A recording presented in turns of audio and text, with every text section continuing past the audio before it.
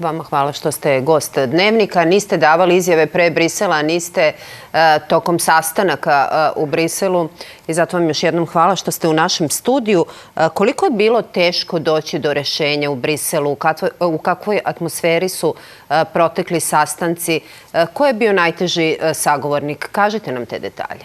Dakle, juče je napravljen dogovor. Mi smo zadovoljni tim dogovorom.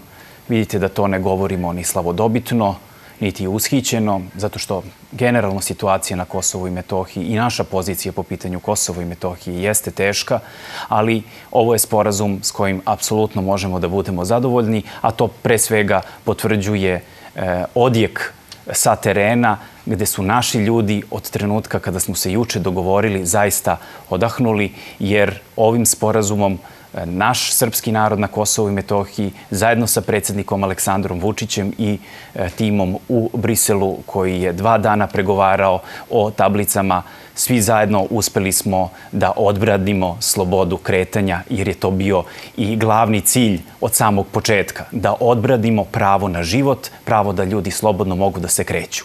Dakle, izuzetno važan sporazum, između ostalog i zbog toga što mi se zapravo vraćamo u sprovođenje sporazuma iz 2016. godine koji je dogovoren, a koji podrazumeva režim stikera ili nalepnica. Neki kažu čak da je rešenje koje je juče postignuto bolje od onoga što je dogovoreno 2011. godine. Ali svakako, međutim, ovo što je dogovoreno, o čemu ste pričali, to nije trajno rešenje. Kada ćemo doći do nekog trajnog rešenja i kada sve ovo počinje da stupa na snagu povlačenje ROSU mora da krene sutra u 8 ujutru, je li tako? Tako je. Dakle, sporazum koji smo dogovorili je apsolutno bolji sporazum u odnosu na onaj iz 2011. godine koji je dogovarao Borko Stefanović, Đilas, Jeremić i Tadić, kada su nam uveli da se priznaju kosovske vozačke dozvole, takozvane kosovske lične karte, kada je uveden termin RKS, dakle priznanje tablica takozvane države Kosovo i kada je zapravo prihvaćeno da se ide na probne tablice. I upravo pozivajući se na ovaj sporazum, Kurti je krenuo sa takozvanim recipročnim merama, odnosno uvođenjem njegovih probnih tablica. Ovim sporazumom, dakle ono što je juče i predsjednik Aleksandar Vučić vrlo jasno i detaljno objasnio, mi smo sada došli dotle da sutra kreće povlačenje ROSU. I to povlačenje ROSU kreće 48 sati ranije pre početka sprovođenja sporazuma. To je važno, između ostalog i zbog toga što smo mi jasno rekli da nema sprovođenja nikakvog sporazuma dok je ROSU na severu Kosova i Metohije, jer on tamo nema šta da traži. Ja ću da vas prekinem na sekund da vidimo šta se u stvari dešava u ovom trenutku na prelazima dok se čeka povlačenje ROSU. Trebalo bi da imamo kolegu Andriju Igića. Kolega Andrija, da li se čujemo? Da, čujem vas u ovom trenutku. Izvolite. Rekao bih da je na terenu sve kao i prethodnih 11 dana, ulazimo u 12. dan i ovoga jutra prema punktu Jarinje na putu su kamioni kojima su napravljene barikade. Dalje od njih na nekih 50 metara iza su specijalci kosovske policije, onda na kilometar od njih administrativni punkt prema Raški.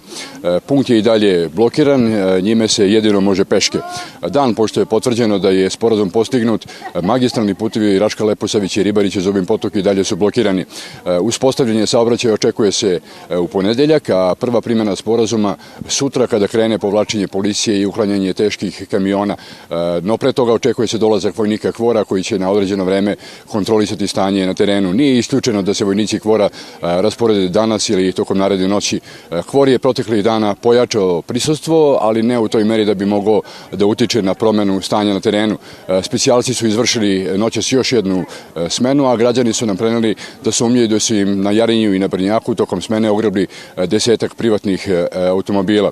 Građani iščekuju sutrašnji dan da vide kako će krenuti implementacija, a onda ponedeljak da se na licu mesta uvere šta podrazumeva primjena sporazuma o nalepnicama preko registarskih oznaka, kakva je procedura i koliko će vremena oduzimati. Hvala Andrija, hvala na ovom javljanju. Mi nastavljamo razgovor u studiju. NATO saopštava da će misija KFOR-a imati fundamentalnu ulogu u sprovođenju sporazuma. Kurti kaže počinje nova era.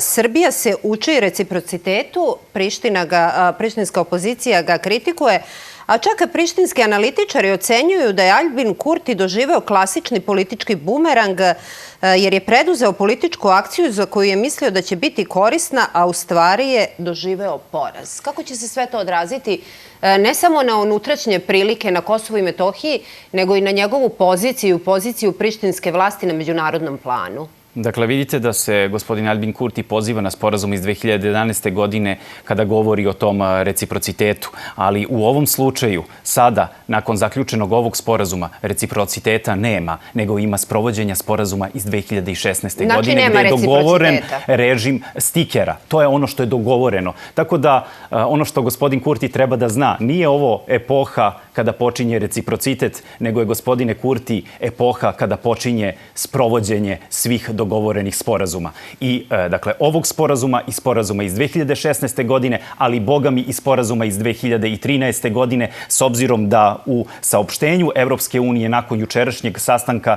je između ostalog rečeno da naredna runda razgovora biće posvećena formiranju zajednice srpskih opština. I to je za nas veoma važno, s obzirom da preko 3000 dana čekamo formiranje zajednicu srpskih opština. To je ono na čemu insistiramo i gde smo svaki put kad smo odlazili u Brisel tražili da na dnevni red dođe formiranje zajednice srpskih opština. I još jedna veoma važna stvar u, dakle, saopštenju koje predstavlja obavezu Evropske unije, ovo je saopštenje gospodina Lajčaka, jeste gde nedvosmisleno stoji da u slučaju Ivana Todosijevića je prekršen Briselski sporazum, odnosno tačka 10, odnosno da nije ispoštovan onaj deo koji se odnosi na to da učešće srpskih sudija, odnosno dvojice srpskih sudija koji treba da budu u postupajućem veću za odlučivanje u slučaju Ivana Todosijevića, odnosno u odlučivanju za svakog Srbina ili slučaja koja dolazi iz srpskih sredina. To je veoma važno. Jesu li vam predstavnici Evropske unije delovali sada nekako odlučnije kada je reč o zajednici srpskih opština? Dakle, to je bio naš stav i od toga nismo odustali. Pre svega, to je bio stav predsjednika Aleksandra Vučića. I da se dobro razumemo, do ovako dobrog sporazuma ne bi ni došli da jednostavno nismo imali i dobru taktiku, da nismo analizirali svako slovo, da se nisam gotovo preko 20 puta čuo sa predsjednikom Aleksandrom Vučićem i tokom dana i tokom noći, gde smo dogovarali naš pristup i strategiju. Gledajte, niko neće da vam da ovakav papir tek tako. Nema besplatnog ručka u Briselu. Nema. Dakle, za ovo smo morali da se izborimo. To su, dakle, 2 dana koje smo proveli u tim hermetički zatvorenim kancelarijama u zgradi za evropsku spoljnu politiku Evropske, dakle, unije.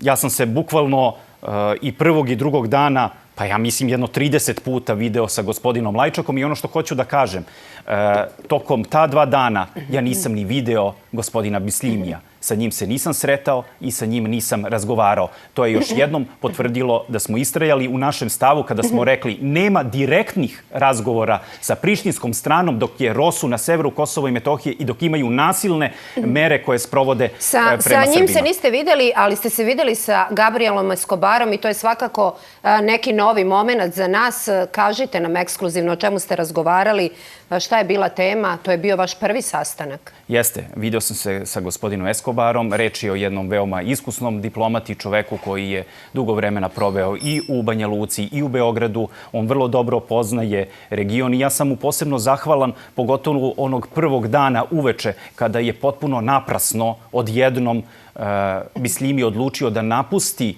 razgovore i ode iz zgrade gde smo razgovarali i da izjavu kako smo se dogovorili, ali zatim to je i demantovala dakle, ambasada Sjedinjenih Američkih Država u Beogradu, ali i u Prištini, gde su rekli da se ništa nije dogovorilo i da se razgovori nastavljaju.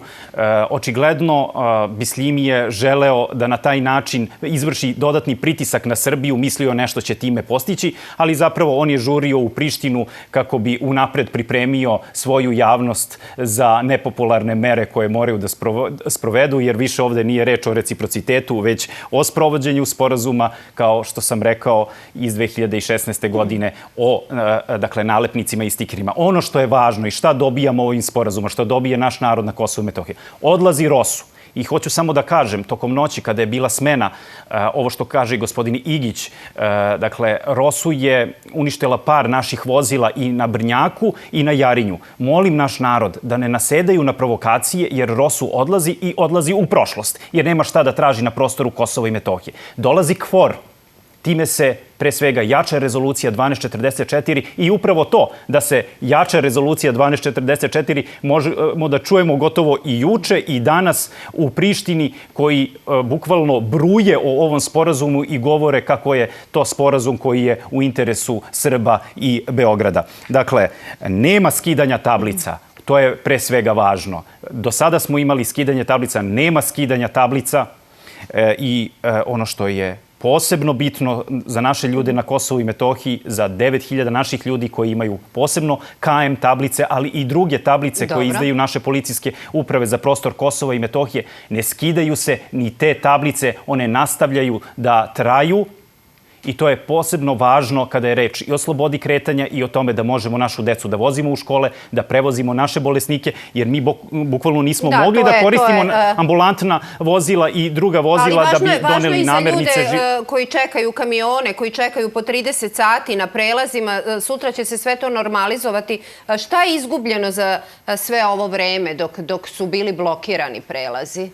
Dakle, nema više ni troškova, što je važno da napomenemo, jer do sada su postojali troškovi od 3, odnosno 5 evra za izdavanje tih probnih tablica. Znate kako su izgledale te probne tablice koje nameće Priština? To su probne tablice na kojima se nalazi grb i gde se nalazi ime takozvane države Kosovo. I vi ste to morali da stavljate na šofer šajbnu, da vam skinu vašu tablicu, a za KM tablice bukvalno bi jurili naš narod po severu Kosova i Metohije i dole na jugu ili gde god i tražili da te tablice skidaju, da im konfiskuju te tablice i traže preregistraciju na RKS. Toga više nema. Znači, samo se prelepljuju statusni simboli jedne i druge strane i na taj način nastavlja funkcionisanje i KM tablica i drugih naših tablica. Nemamo više vremena. Važno je još samo da dodam da je Haradinaj juče izrazio veliko nezadovoljstvo onim što je potpisano, da je rekao da je beogradska strana pobedila u razgovorima u protekla 2 dana. Samo mi odgovorite na pitanje, hoće li se promeniti pozicija Aljbina Kurtija zbog svega ovoga? Ono što je važno to je da u dijalogu postižemo rešenja i idemo, što bi se reklo, korak po korak u pravcu normalizacije odnosa. Zato dijalog služi i zato sve vreme na dijalogu i insistiramo. Ja bih želeo da se zahvalim našem narodu koji je 12. dan u protestima uspeo da odbrani slobodu kretanja, da se zahvalim predsjedniku Aleksandru Vučiću koji je zaista veteran u pregovorima, koji dobro poznaje te evropske birokrate. Verujte, bilo je različitih pritisaka, ucena, različitih predloga. Prihvatite ovo, pa u sitne sate dođu sa jednim predlogom. Merili smo svako slovo i sve to u protekla 2 dana. Gotovo nismo spavali, ali to je sve manje bitno. Bitno je da mi imamo dobar sporazum i da imamo mogućnost slobode kretanja. Ko što rekao ste, nema besplatnog ručka u Briselu. Nema. Hvala.